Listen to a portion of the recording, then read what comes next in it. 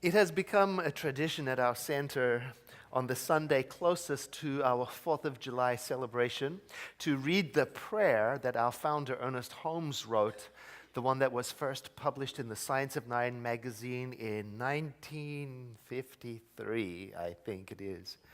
It says, "Believing in the divine destiny of the United States of America and the preservation of liberty, security, and self-expression for all, I offer this, my prayer for my country. I know that divine intelligence governs the destiny of the United States of America, directing the thought and the activity of all who guide its affairs. I know that success, prosperity, and happiness are the gifts of freedom and the divine heritage of everyone in this country, that they are now operating in the affairs of every individual in this country. I know that divine guidance enlightens the collective mind of the people of this country, causing it to know that economic security may come to all without the loss of either personal freedom or individual self-expression. I know that no one can believe or be led to believe that personal freedom must be surrendered to ensure economic security for all. The all-knowing mind contains the answer to every problem which confronts this country. I know that every leader in this country is now directed by this all-knowing mind and has the knowledge of a complete solution to every problem. Each is impelled to act upon this knowledge to the end that abundance, security, and peace shall come to all. And I know that this spiritual democracy shall endure, guaranteeing to everyone in this country personal liberty, happiness, and self-expression." Well,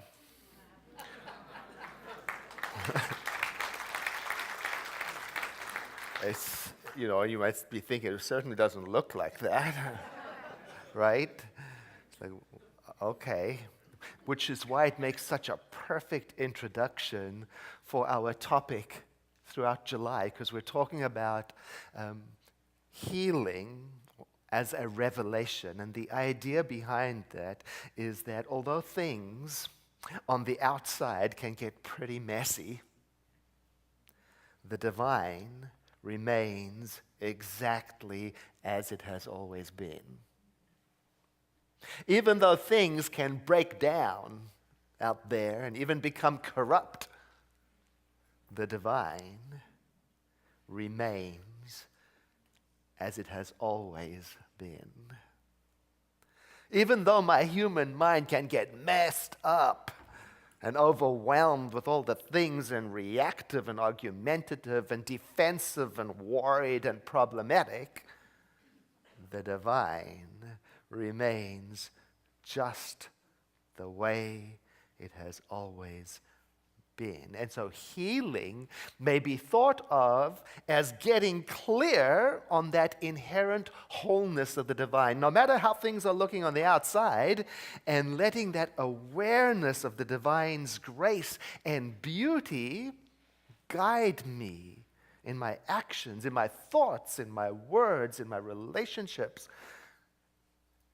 can even act through me to reveal what is good and what is true and what is right. I'm thinking about our Science of Mind textbook. That's the book our founder wrote. And at the end of it, there are these examples of how to do devotional contemplations. How to train your mind to look to the perfection of the divine and to saturate your thinking with its wholeness until that kind of thinking crowds out anything else that is not like it. And all you are left with is a solid, deep, sure, definite feeling of the presence of something that is greater than you are, that is not only capable of creating wholeness, but which is the inherent wholeness of being itself.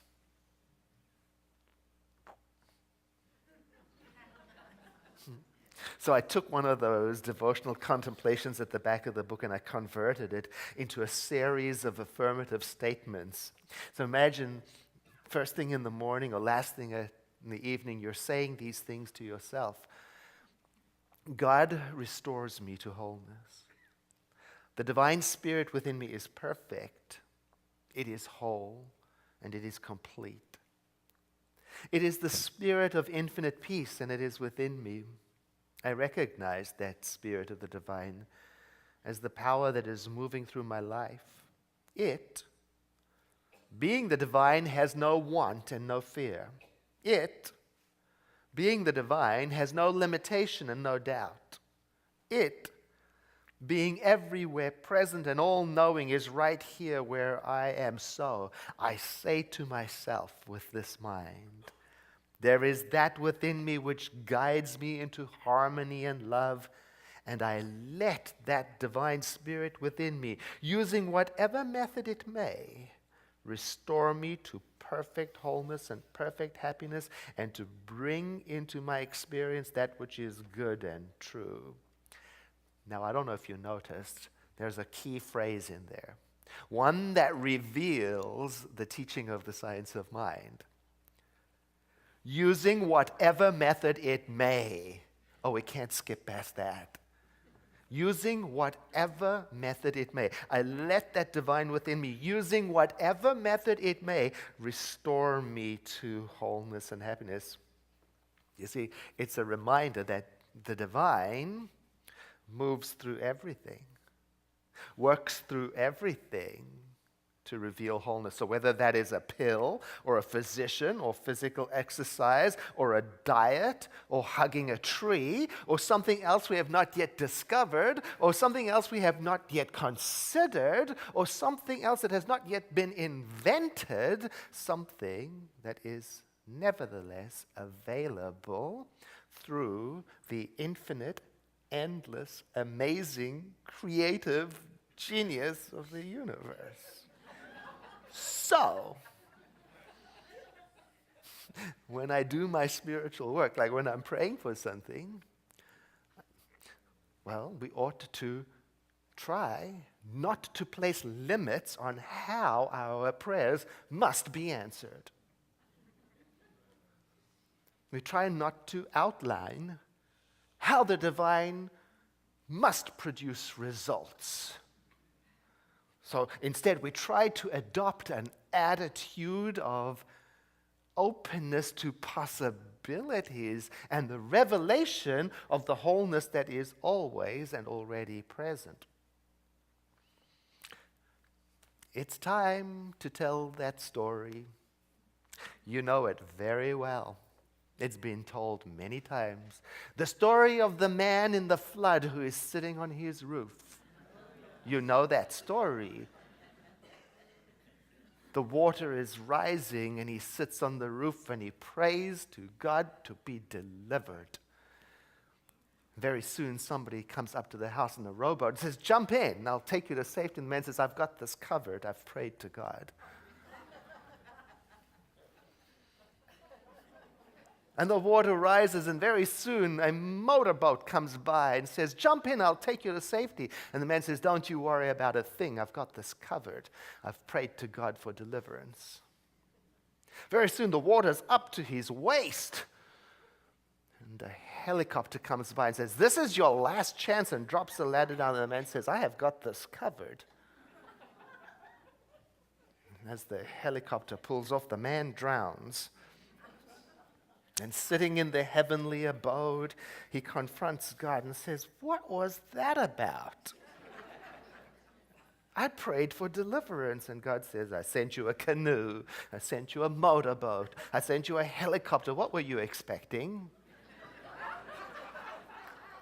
See, we know it. We know this story, but it's a terrific and timely reminder for us to adopt the attitude of welcoming life using whatever method it may to reveal the inherent goodness and truth of this existence. Now, when I use the word life, I mean life with an uppercase L, a capital L, because I mean the one life of the divine. I mean the divine itself.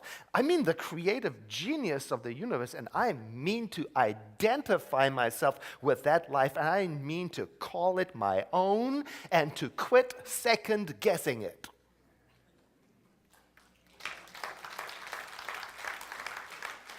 And that calls for courage. That calls for loyalty. That calls for openness, and it calls for me to quit thinking I have to do everything with my own mind. Our teaching, the name of our teaching, the science of mind. And I can get stuck in my mind, with the thinking that it's all up to my mind to figure out the stuff of how the universe should be run, and how things should be and how things should not be, and who should do what, where, and when. And also, I can see how a person can get stuck in their thinking that if they can't think themselves out of their trouble, that they've failed. And then start to feel pretty guilty about the fact that their faulty thinking is more powerful than the grace and the beauty of the inherent goodness of all life. What?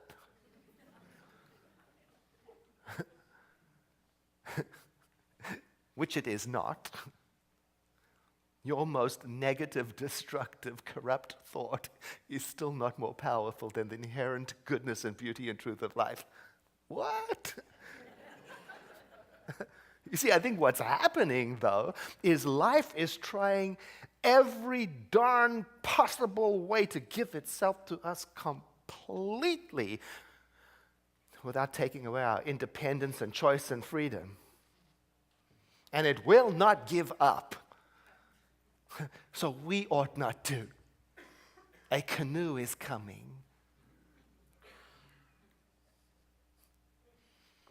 Someone asked our founder, Dr. Ernest Holmes, if you believe in the power of mind to create healing, why are you wearing glasses? And he said, well, because I can't see a darn thing without them.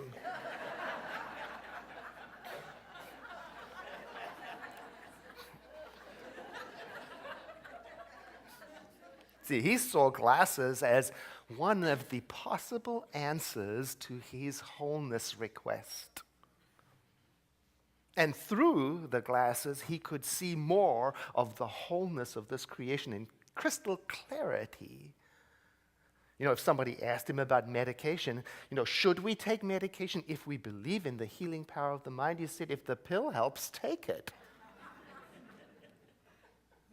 Because he saw medical science as yet another one of the possible ways that the divine can reveal itself. He saw everything as the potential answer to prayer. Anything. Using whatever method it may. A canoe, a motorboat, a helicopter, glasses, medication, or something else I have not yet discovered, or something else I have not yet considered, or something else that has not yet been invented. So my attitude again is to adopt an openness. So I think it's like this. I adopt the attitude that says, something's going on. Something is happening. And it all started when I set my mind on wholeness. Yeah. And the one perfect life is revealing itself through my requests. And so I'm going to pay attention. I'm going to pay attention in a new way. I'm going to pay a kind-hearted, attentive, loyal attention, because I'm expecting the natural wholeness of life to be revealed. I'm expecting that.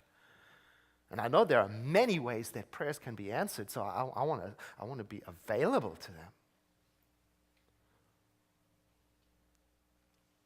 I read this old article online about a group of realtors, highly stressed realtors, that were under the care of a doctor in the University of Buffalo, and she prescribed to them a cat or a dog. And then those who took the prescription, 18 months later, their blood pressure had dropped radically. And their ability, self-reported ability to cope with stress increased dramatically. So I'm imagining in my mind, I'm creating a made-up scene in which the realtor's prayer is, please, Lord, deliver me from stress and bring me more well-being into my life. The answer is, I sent you a pet. Did you care for it? And then the response, I didn't want a pet. I wanted peace. Do you see? Do you see what I'm saying? Do you see? Like, I got to ask myself, where am I saying no to a potential answered prayer? That's what I'm thinking about today. That's what we're thinking about this whole month. Being more open to healing or to wholeness, no matter how it comes into our lives.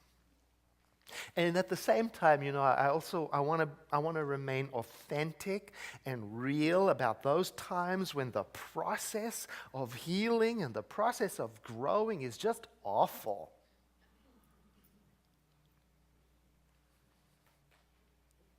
Or when it doesn't seem like any boat or helicopter or canoe is on the horizon. Or those times when things seem absolutely stuck or getting worse. Yeah? When inner peace has gone right out the window.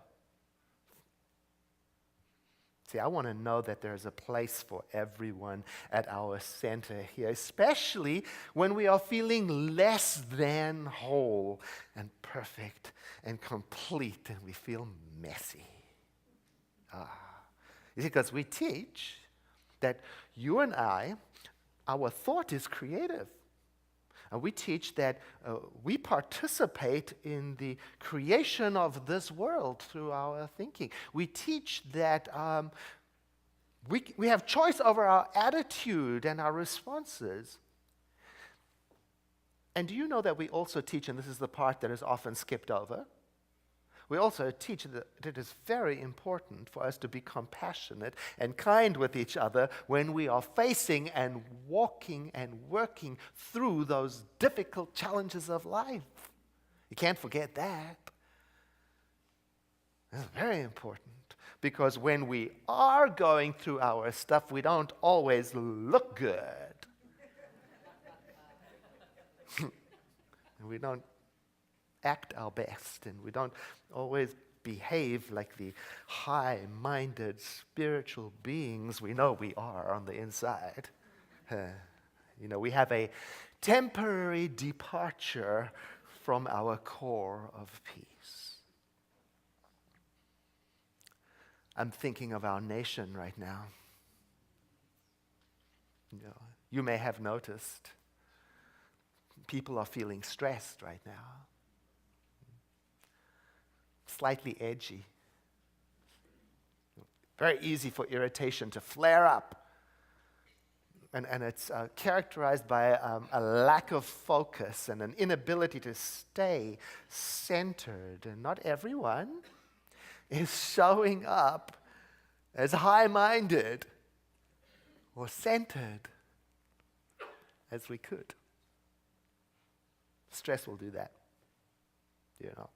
Knock a person off their center, whether it's from politics or a divorce or a dissolving relationship or a child acting out or an illness that can knock you off your center to the point where it looks like you don't know what you believe. I heard a speaker once refer to these kind of experiences as a dark gift. The sort of thing you wouldn't choose for yourself. You wouldn't choose it by yourself. And yet, in the long run, in the end of it, it transforms us and reveals the inherent wholeness that was always and already present. Our country is working through some dark stuff. Yeah. And stuff is educating us. Yeah. And it's bringing our issues from the inside out and from the darkness into the light. And who is to say what's on the other side of it? Maybe our evolution. Maybe it's the answer to our prayer. Well, it does make one wonder, what are we praying for our country? And what are you dwelling on when it comes to your country? That's important, Psalm 19, may the words of my mouth and the meditation of my heart be pleasing to you, O Lord, my rock and my redeemer. What am I meditating on for my country? Maybe my prayer is being answered. Whatever. While we're working through whatever it is, we don't seem to be able to keep our focus on our interconnectedness and our diversity and our shared humanity and all the things that make us America. But it's a temporary departure. And it may even be the answer to our prayer and the pathway to peace. When I started studying at the Center for Spiritual Living, things in my life did get suddenly really better, except in those parts of my life where they got really worse. And, I couldn't understand what was happening. And I hid those parts away because I kind of felt like a failure. I couldn't wrestle those parts of my life into being well behaved. And it took a kind and compassionate teacher to point out to me that, that can be normal. That can be a normal part of the process, because as soon as a person begins working on a block in their life, it is typical for everything that helped put that block in place in the beginning to come up to be reckoned with. So I might say to myself, well, I'm going to start working on having more meaningful relationships, and then all of my quirky personality issues come up. And that's got to be addressed. Because until I address it, I may not even notice the helicopter. Or I can say, I'm going to start meditating on prosperity. And then all my blocks around giving and generosity and selfishness and receiving and manipulation, they all come up. That has to be addressed. Because until it's addressed, I may not even see the canoe. So yes, things, it seems, can get worse before they get better. And all the while that we change through the fluctuation between worse, better, the divine is not changing. Wholeness is permanent, infinite, eternal. So in my mind, I have to talk to myself and say, don't give up. Don't never ever give up. A canoe is coming. Although things on this earthly plane can get messy, the divine remains exactly as it is. Although things on the outside can break down and become corrupt, the divine remains exactly as it is.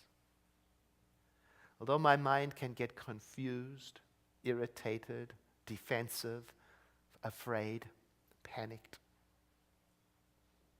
the divine remains exactly as it is. And I want to remember that when I'm going through my stuff, or when somebody I love is going through their stuff. Or when somebody I don't even know is going through their stuff. Or when my country is going through its stuff, I want to remember that. It's just stuff, serious stuff, and all the while the inherent wholeness and beauty and truth of life remains the same, and a canoe is coming. There is a Buddhist teaching from the Metta Sutta that really helps with this. It offers a way to practice in the world, in a world of change and flux.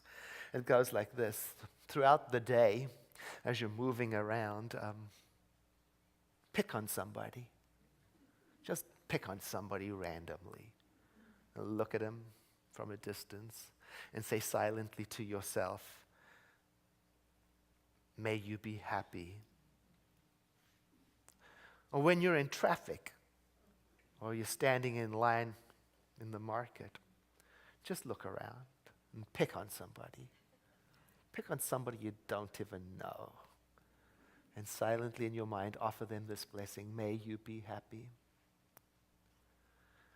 Or when you're in disagreement with somebody and you're having one of those conversations about the political state of our nation, see if while you are talking, you can silently say in your mind to that person, "May you be happy." Or when you're alone at home, whether you are happy or sad or depressed or whatever you are, see if you can make a moment to interrupt whatever you're doing and to say to yourself as an offering, a blessing, "May you be happy," and see what that does. I invite you to breathe in with me and to exhale, letting your eyes close as we enter into a moment of affirmative prayer. I acknowledge one creative power in and through the universe, one infinite mind from which everything comes. The creative genius it is that causes all things to be. And by naming it as infinite, I am identifying myself with it. Because to me, infinite means everywhere present in all directions, and that includes where I am. So my mind, my body, my soul, my all of me is part of that infinity. And I take a moment to realize that this is true for every person in this auditorium too, true of all life. And this leads me to realize that there is something happening right now. From the moment we turned our thought toward the wholeness and truth of life, something began to happen, and I am glad of it. Like a renovation from the inside out, something is happening. And so I give thanks for that. It floods my mind with joy. And I give myself over to trusting the spiritual laws that govern the universe as they always have. And together we say, "And so it is." Once more, a breath in and a sigh.